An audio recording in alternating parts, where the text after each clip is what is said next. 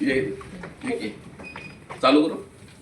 आम्ही आता आहे तारे धरण, तालुका पाटण, जिल्हा सातारा येतं उभा आहे. आणि हे संपूर्ण परिसर आहे तारे धरणाचा आहे.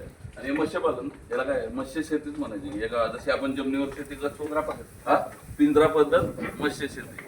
दादा हे कसं कसं चालतंय, कशी सिस्टम असते?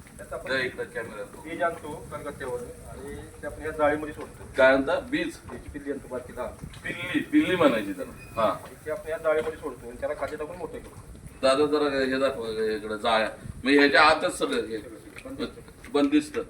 मग खाणं पिणं सगळं याच्यात इकडे दाखवा सेट. याच्यात कुठल्या कुठल्या प्रकारचं मासे असतात? आपल्याकडे 3 प्रकारचे आहेत: लाल चिलापी, काळी चिलापी आणि फंगस. लाल चिलापी, काळी चिलापी आणि फंगस. हे खाण्यासाठी वगैरे काय? खाण्यासाठी आपले तिन्ही चांगले, तिन्ही क्वालिटी चांगले. आणि आपल्याला ही शासन मान्यता मिळाली, शासन मान्य, महाराष्ट्र शासन मान्य. तेच आपण मासे सोडू शकतो. अच्छा, दुसरं आपल्या स्वतःच असं वेगळं काय परमिशन असेल तर आपण दुसरं सोडू शकतो. दुसरं सोडून पण म्हणजे थोडक्यात शासनाच्या परमिशनचं. आणि हे सर्व तरंगत आहे ना आपण जे उभं आहे ते, हे कशी बनते? हे तरंगत हे आपलं प्लॅस्टिकचे बॅरल. आणि याची लाईफ किती असते एकदा जर हा प्रोजेक्ट बनला?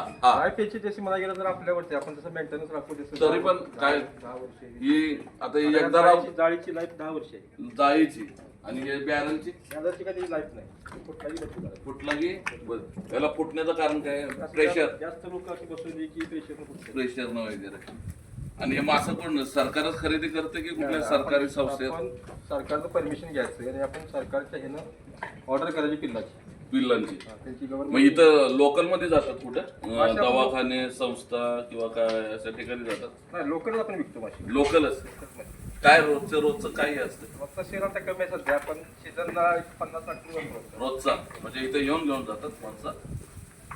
साधारण किती वर्षापूर्वीचं धरण आहे? कारण 2010 पासून चालू आहे.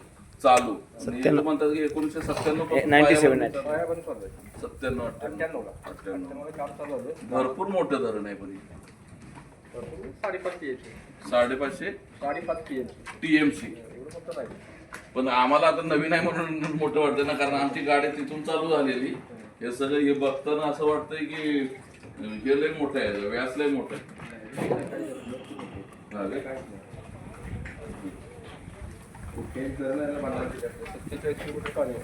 47 किलोमीटर.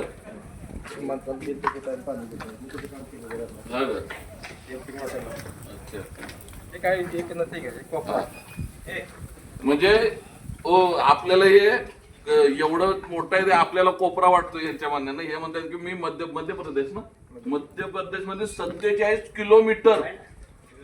47 किलोमीटर झालं काय? म्हणजे नवी मुंबई ते नालासोपारा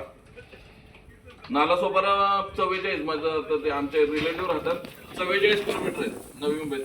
ठीक आहे, 47 किलोमीटर लांब. पाथरी लांब 47 किलोमीटर. मला खोटं वाटेल कारण तुम्हाला भिंत दिसणार नाही. असं वाटलं समुद्रच आहे. हा का? मातीच आहे. मातीच अजून आता काही दगडी नाही. मातीचं बांधार आहे. माती पिचिंग करून धन्यवाद दादा. आता तुम्हाला 2 वर्षाने इकडून बोलतो इथं काय प्रोजेक्ट म्हणून काय आहे? पण अदानीचा एक मिनिट दादा जरा एकदा कॅमेरा दाखवा. अदानीचा कुठला घेऊ? काय आहे ते? पॉवरच म्हणजे इलेक्ट्रिक. आता हे धरणाच्या पाण्याने ती इलेक्ट्रिसिटी व्हावं तिथं तयार करणार. बोगद्याचं काम चालू आहे. इकडे बोगदा तिकडे बोगदा. हा ते समोर ते वर जाणार आहे. हा समोर ते पाणी जाणार बोगद्यातून डोंगराच्या वर पंख्या होत्या. ते वरती हे आहे ते पंखे आहेत फिरतात. पंखे तिथे एक छोटासा 2 TMC डॅम त्यांनी बांधणार आहे. त्या डॅम मध्ये पाणी सोडून परत ते खाली येणार आहे. डॅम मध्ये परत ते पाणी म्हणजे वीज निर्मिती जशी टाटा पॉवरची खोपोलीला आहे तशी.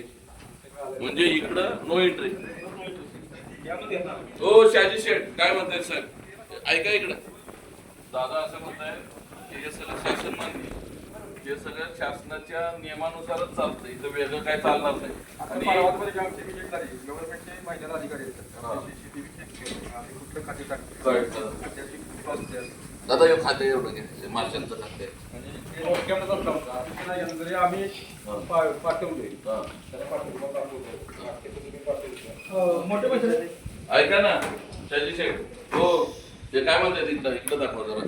ते जो आहे ना तो अदानीचा प्रोजेक्ट आहे इलेक्ट्रिसिटी, त्या बोगद्यातनं तिथं बोगदा आहे, तिथनं पाणी त्या डोंगरावर जाणार, वरती पवन चक्की आहे का, तिथे वीज निर्मिती होणार, तिथून ते पाणी रिटर्न येतं आणि आपण तिथून आत आलो का नो एंट्री, गाड्यांना नो एंट्री.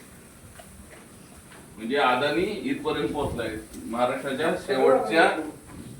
शेवटच्या गावापर्यंत अदानी पोहोचलेला आहे आणि आम्ही इथं ग्राउंड लेवलला आहे. मराठी माणूस आम्ही सगळे फिरायला आलोय. मराठी माणसाने यावर विचार करावा. गुजरातचा अदानी मग इथं महाराष्ट्राच्या शेवटच्या घटकापर्यंत आलाय. हे खूप विचार करण्यासारखी गोष्ट आहे. आपणच, तुम्ही आम्हीच. हे काय खाद्यपदार्थ तसं महिन्याला आम्हाला नोट कॅम्पचा फोटो काढला